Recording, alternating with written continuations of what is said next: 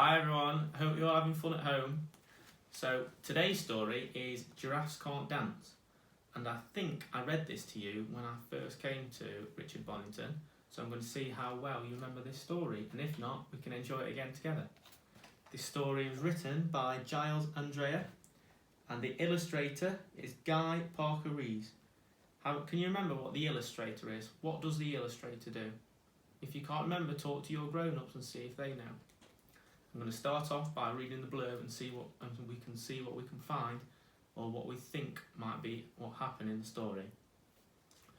Gerald was a tall giraffe whose neck was tall and slim, but his knees were awfully bandy and his legs were rather thin.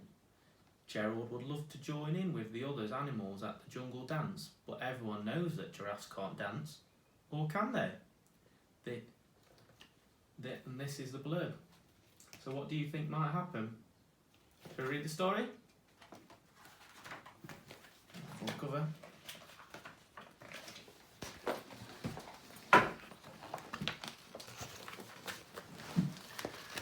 Gerald was a tall giraffe whose neck was long and slim, but his knees were awfully bandy and his legs were rather thin.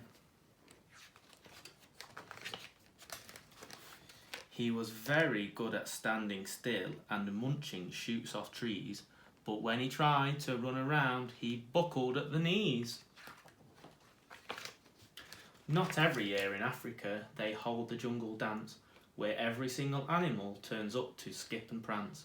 And this year, when the day arrived, poor Gerald felt so sad, because when it came to dancing, he was really very bad. The warthogs started waltzing and the rhinos rock and rolled. The lions danced a tango which was elegant and bold. The chimps all did the cha-cha with a very Latin feel, and 8 baboons then teamed up for a splendid Scottish reel. Gerald swallowed bravely as he walked towards the floor, but the lions saw him coming and they soon began to roar. "Hey look! At clumsy Gerald," the animals all laughed. "Gerald can't dance, you silly fool. Oh, Gerald, don't be daft." Gerald simply froze up. He was rooted to the spot. "They're right," he thought. "I'm useless. Oh, I feel like such a clot." So he crept off from the dance floor and he started walking home. He'd never felt so sad before, so sad and so alone. Then he found a little clearing and he looked up at the sky. "The moon can be so beautiful," he whispered with a sigh. "Excuse me," coughed the cricket, who'd seen Gerald earlier on, "but sometimes when you're different, you just need a different song." Listen to the swaying grass and listen to the trees. To me, the sweetest music is those branches in the breeze.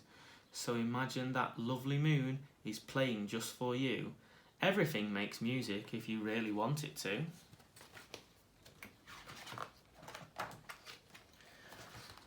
With that, the cricket smiled and picked up his violin. Then Gerald felt his body do the most amazing thing. His hooves started shuffling, making circles on the ground.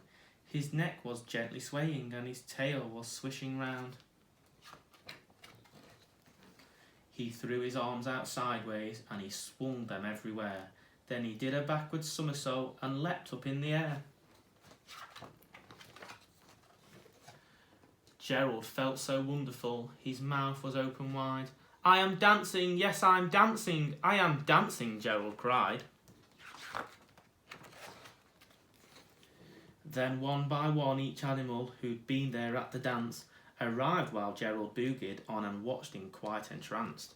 They shouted, "It's a miracle! We must be in a dream! Gerald's the best dancer that we've ever seen!" "How is it you can dance like that? Please, Gerald, tell us how." But Gerald simply twizzled round and finished with a bow. Then he raised his head and looked up at the moon and the stars above. "We all can dance," he said, "when we find the music that we love." The end. I hope you enjoyed that story. How do you think Gerald felt when he was laughed at by all the other animals because he couldn't dance? And what do you feel the story's telling us about Gerald when he found some different music? Have a think. Have a chat with your grown-ups and see what they say, and tell them what you think and feel. Also, I've got one task for you.